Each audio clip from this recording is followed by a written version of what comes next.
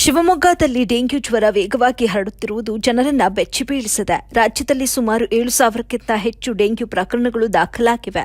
ಒಂದು ವರ್ಷದಲ್ಲಿ 100ಕ್ಕಿಂತ ಹೆಚ್ಚು ಕಂದಮ್ಮಗಳು ಬಲಿಯಾಗಿದ್ದು, ಕಳೆದ 24 ಗಂಟೆಗಳಲ್ಲಿ 197 ಡೆಂಗ್ಯೂ ಪ್ರಕರಣಗಳು ದೃಢವಾಗಿವೆ. ಶಿವಮೊಗ್ಗ ಜಿಲ್ಲೆಯಲ್ಲಿ ಸುಮಾರು 50 ಡೆಂಗ್ಯೂ ಪ್ರಕರಣಗಳು ಕಾಣಿಸಿಕೊಂಡಿದ್ದು, ಜನರನ್ನ ಭಯಭೀತರನ್ನಾಗಿಸಿದೆ. ಶಿವಮೊಗ್ಗ ಆರೋಗ್ಯ ಇಲಾಖೆ ಇದರ ಬಗ್ಗೆ ಸರಿಯಾದ ಗಮನ ಹರಿಸಬೇಕಾಗಿದೆ. ಚರಂಡಿಗಳ ಸ್ವಚ್ಛತೆಗೆ ಮತ್ತು ಖಾಲಿ ನಿವೇಶನಗಳ ಸ್ವಚ್ಛತೆಗೆ ಮುಖ್ಯ ಆದ್ಯತೆ ನೀಡಬೇಕು ಮತ್ತು ಅಗತ್ಯ ಔಷಧಿಗಳು ಪ್ರತಿ ಸರ್ಕಾರಿ ಆರೋಗ್ಯ ಕೇಂದ್ರ ಪೂರೈಸುವ ತುರ್ತು ಕ್ರಮ ಕೈಗೊಳ್ಳಬೇಕಾಗಿದೆ.